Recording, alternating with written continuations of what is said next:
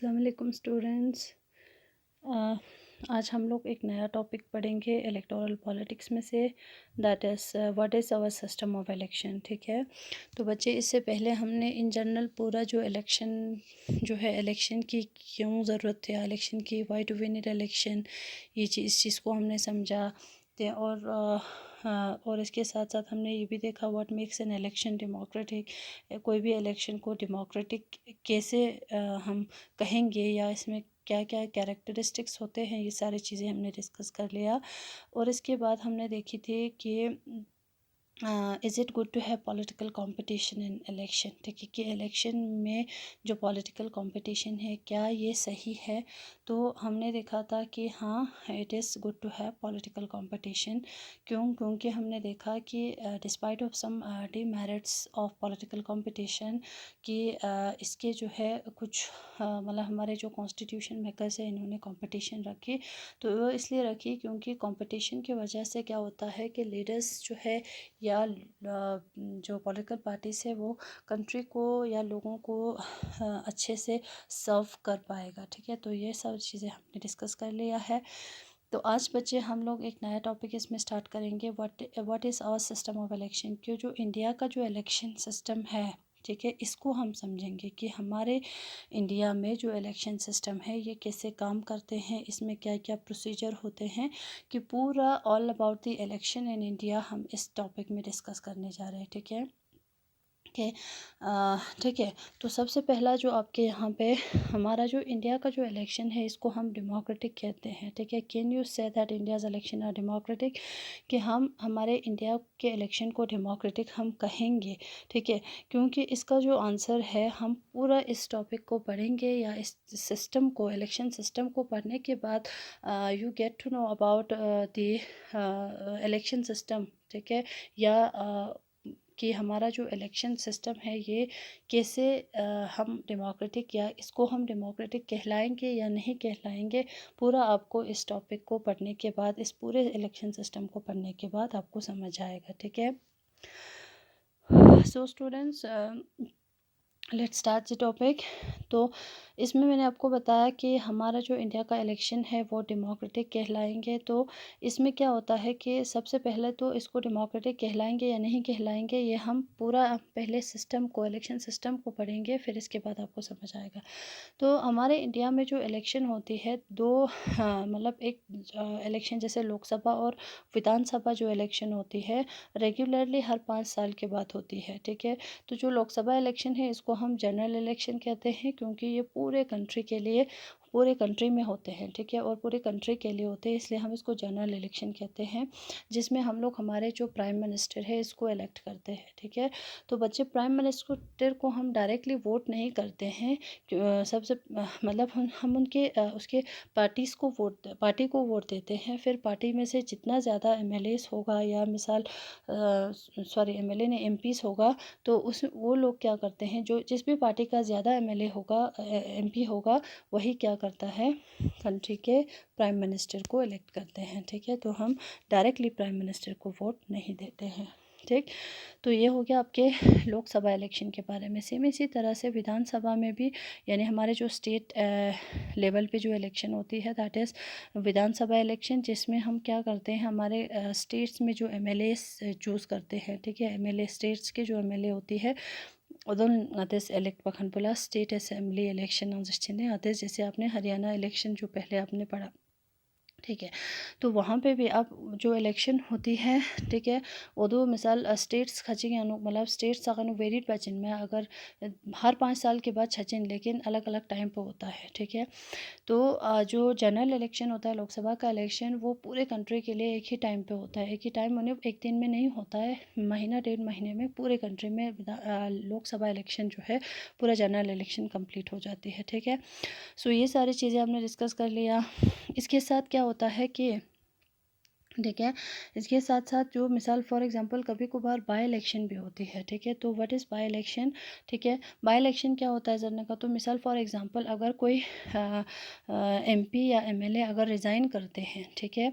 तो रिज़ाइन बना का तो उदे टाइम पे का उसके दो कारण हो सकते हैं, या तो वो रिज़ाइन करेगा या डेथ की वजह से, एक एमएलए का अगर डेथ होता है या एमपी का डेथ होता है तो उसकी वजह से बना वो जो सीट है वो वेकेंट हो जाती है, खाली हो जाती है वो जगह, तो उसके लिए दोबारा से इलेक्शन होती है, that is called by election, ठीक है। अब सबसे पहला जो हमारे जो इलेक्शन सिस्टम है इसको हम यहाँ से स्टार्ट करेंगे इलेक्टोरल कॉन्स्टिट्यूंसीज से, ठीक है। तो फिर इलेक्टोरल कॉन्स्टिट्यूंसीज होंगे, फिर जैसे लिस्ट ऑफ कैंडिडेट होगा, सॉरी वोटर्स होगा, लिस्ट ऑफ वोटर्स, फिर इसके बाद इलेक्शन प्रोसेस पूरा दिखाने से पूरा स्टार्ट सचिन, ये हम वन बाय वन डिस्कस करेंगे। तो आज हम इलेक्टोरल कॉन्स्टिट्यूंसीज देखेंगे। तो बच्चे हमारे जो इलेक्टोरल कॉन्स्टिट्यूंसीज़ का मतलब क्या हुआ, जैसे आपने जो पहले जो चैप्टर के इंट्रोडक्शन में आपने देखा हरियाणा में 90 एमएलएस को इलेक्ट किया, यानी हरियाणा में कितने सीट्स थे, 90, ठीक है। तो 90 सीट्स में से लोकदल को कितना मिला था, 60, यानी 60 सीट पे कौन से पार्टी का कौन से पार्टी के लोग आए, लोकदल के, ठीक है। बाकी फिर वो कांग्रेस ला, फिर वो बाकी एलाई साथ हो मज़र सचिंग अदर्स, ठीक है। तो हमारे कंट्री में जो इलेक्टोरल कॉन्स्टिट्यूंसीज होते हैं सेम इसी तरह से जैसे ngate जैसे कंट्री आना छोरा पूरे कंट्री को अलग अलग कॉन्स्टिट्यूंसी से डिवाइड बस छोरा से जैसे सेम इसी तरह से ngate स्टेट लेवल पे का अलग अलग कॉन्स्टिट्यूंसीज जो सोचें लोकल लेवल पे भी जैसे वार्ड्स बनाते हैं, ठीक है। जैसे पंचायत इलेक्शन छना, म्यूनसिपल इलेक्शन छना छोरा, तो कॉन्स्टिट्यूंसीज खोरांग नहीं आते चीज़, ठीक है। तो हर जो जैसे भी फॉर एग्जांपल जो जैसे in our country we follow an area based system representative, ठीक है। तो हम क्या करते हैं, area based system of representative को फॉलो करते हैं, यानी हर एरिया में से क्या आते हैं, अलग अलग पर्टिकुलर एरियाज़ में से रिप्रेजेंटेटिव्स होते हैं, ठीक है।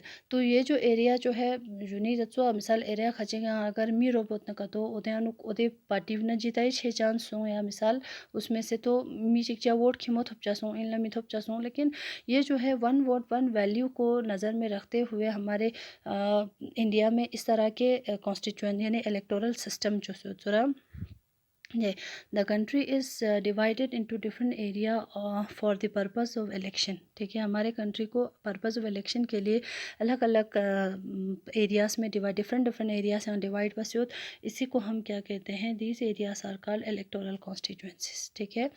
और कंट्री इज़ या our country is divided into different areas for the purpose of election, these are called electoral constituencies, ठीक है।